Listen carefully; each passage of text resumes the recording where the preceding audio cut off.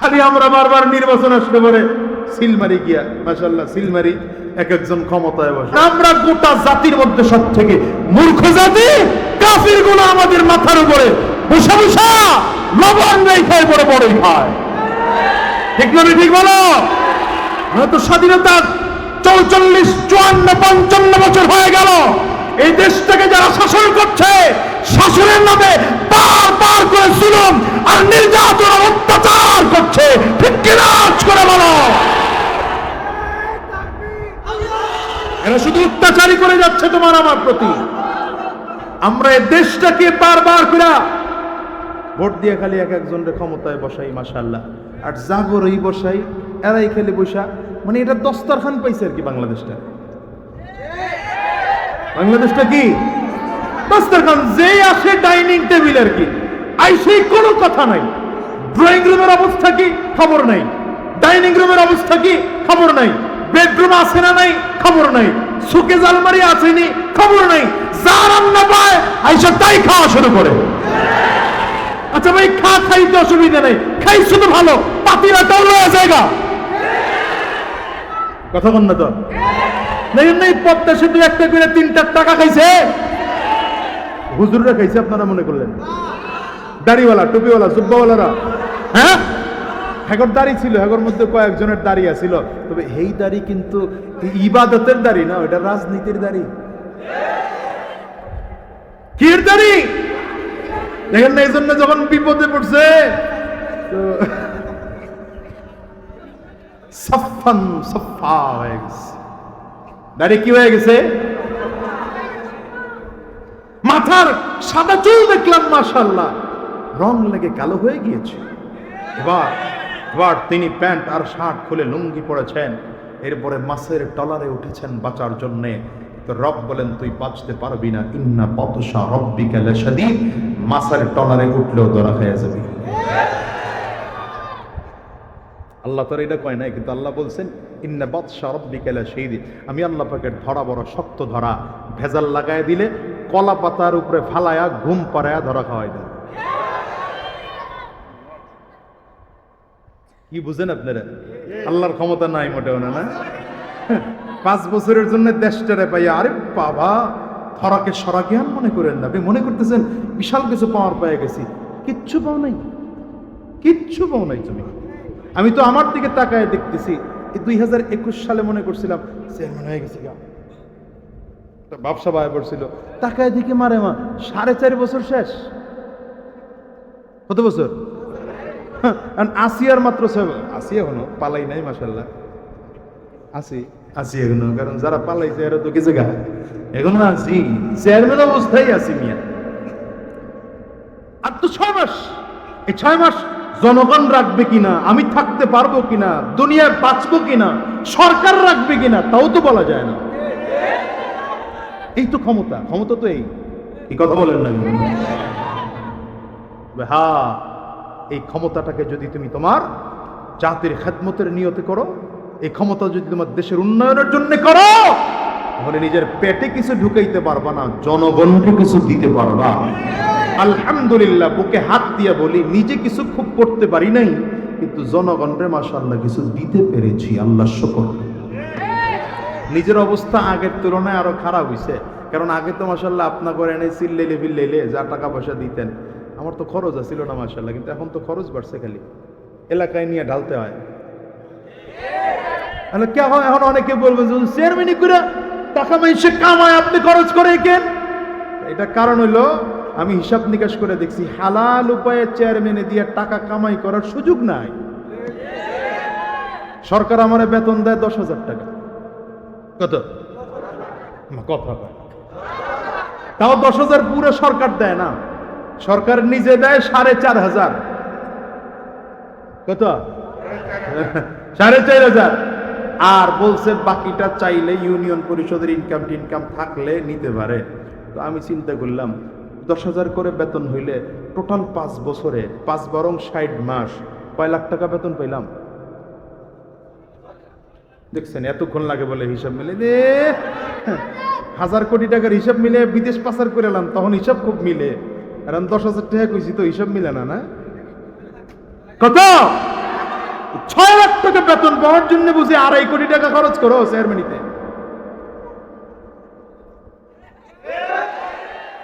কত খরচ, কত এদেশের চেয়ারম্যানগর খরচ না 2.5 কোটি। বাবারে বাবা, জায়গা বুঝা 2-4-5 কোটি খরচ করে চেয়ারম্যান সাহেব হইছে। সরকার তোমার বেতন দিবে কত? তুমি যে 4 কোটি 5 কোটি খরচ করলা, তখনই তো কার জমির কোন সমস্যা প্যাচ একটা লাগাই দিয়া এর কাছ থেকে খায় 20,000, ওর কাছ থেকে খায় 15,000। কি ঠিক না বেতন জোরে বলেন? তখন কম চুরি, চাল চুরি, প্রাণ চুরি, পিয়ার কাবিখা এগুলো চুরি করে খায়। ঠিক না ঠিক জোরে বলো। তবে বলবো আমি আপনাদেরকে বলে যাব, এই গম চুরি আর প্রাণ চুরি আর কাবিখা চুরি, রাস্তা চুরি 24-এর আগে চলেছে। এটা 24-এর পরবর্তী বাংলাদেশ। আমার ছাত্র ভাইয়েরা রক্ত দিয়ে বাংলা নতুন করে আবার স্বাধীন করেছে। এই নতুন বাংলাতে কোন চোর আর কোন ডাকাত আর কোন গুন্ডাকে ক্ষমতায় দেখতে চাই না। ইসলামকে ক্ষমতায় দেখতে চাই, ইসলামকে দেখতে চাই।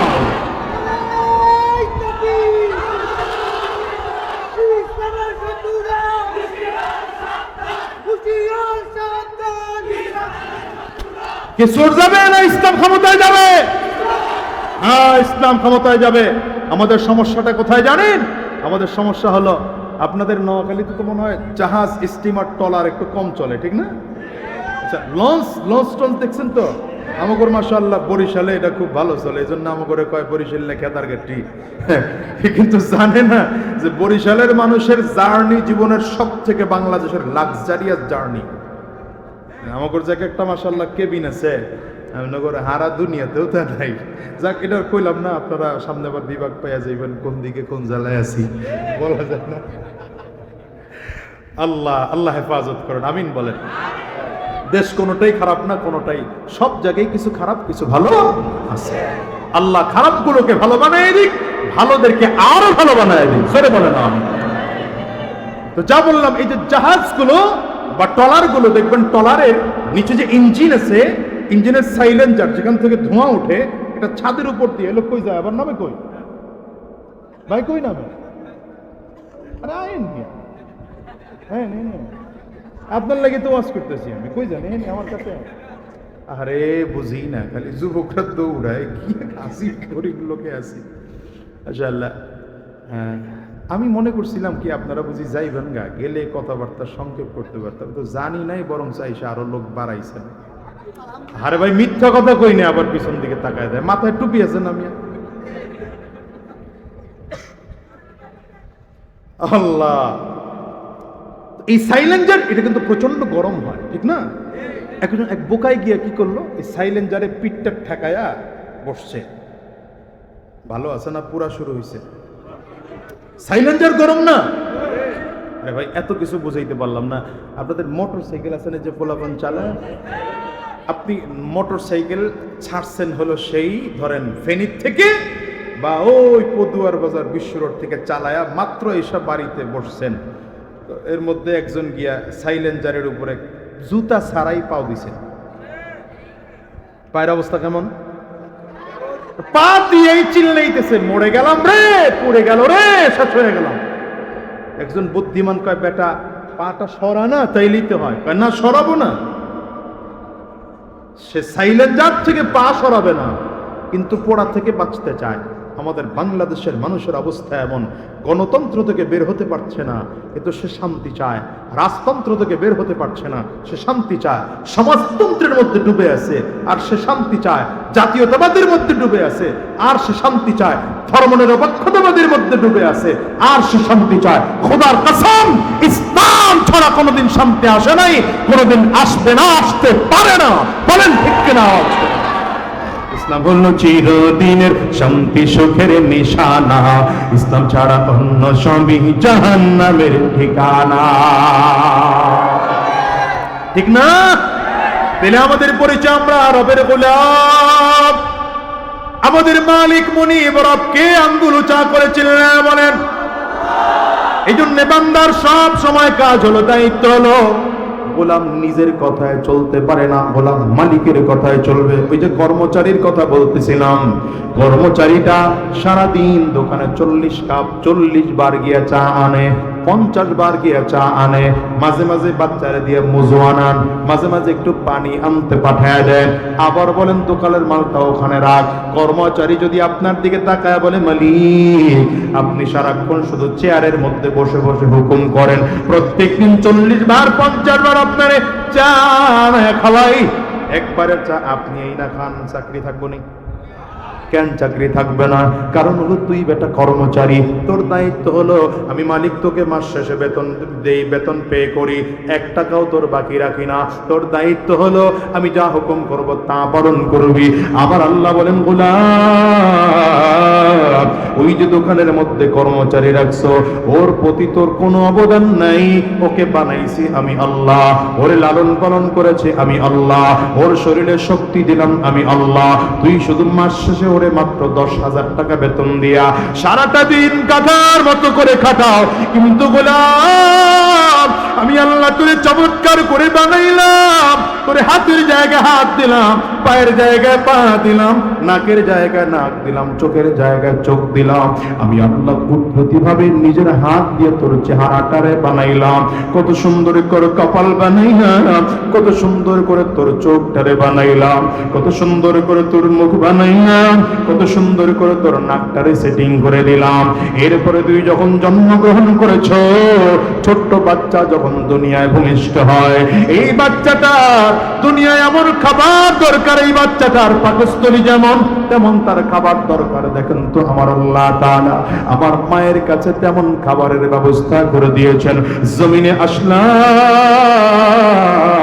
রব বলেন, গোলাম রে আমি তোর জন্য খানা রেডি করে দিয়েছি।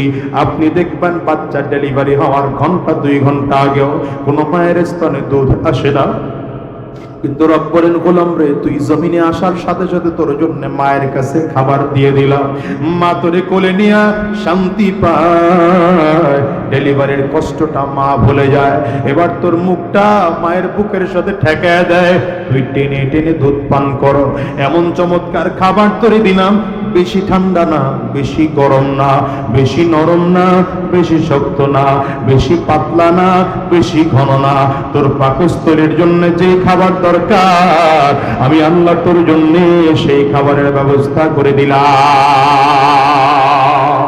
দেখেন তো এই বাচ্চার যে খাবার দরকার, এই খাবার যদি মায়ের স্তনে না থাকতো তাইলে দুনিয়ার এমন কোন শক্তি ছিল না বাচ্চারে বাঁচায় রাখবে। কারণ ছোট্ট বাচ্চা জমিনে আসার পরে ডাক্তাররাও বলে 6 মাস ধরে বাচ্চাকে পানি পর্যন্ত খাওয়াবেন না, শুধু মায়ের বুকের দুধ খাওয়াবেন। কেন বলে? কারণ ছোট্ট বাচ্চা যদি দুনিয়া আসতো, মায়ের স্তনে যদি খাবার না থাকতো, এই বাচ্চাটার মুখের থেকে লালা নিয়ে ল্যাবে টেস্ট করার জন্য যাওয়া লাগতো। এত ভালো মেশিন কই পাবেন বাবা?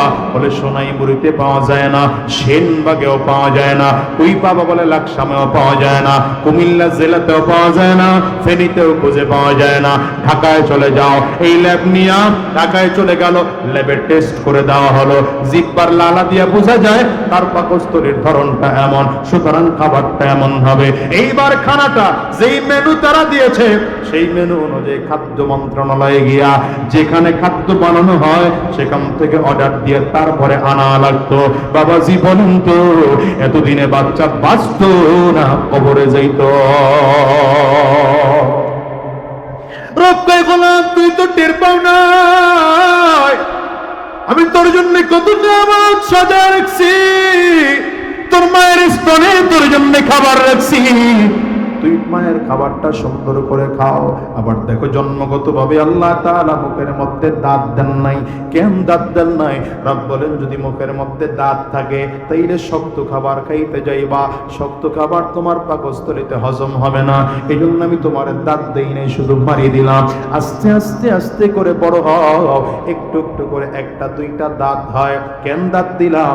বান্দা এখন তুমি শক্ত জিনিস চাবায়া খাইতে পারবা না, তবে একটু খিচুড়ি রান্না করে দিলে চাবায়া খাইতে পারো, একটু হালকা বিস্কুটের গুঁড়া দিলে চাবায়া খাইতে পারো, রুটির হালকা টুকরা একটু চাবায়া দিলে চাবায়া খাইতে পারো।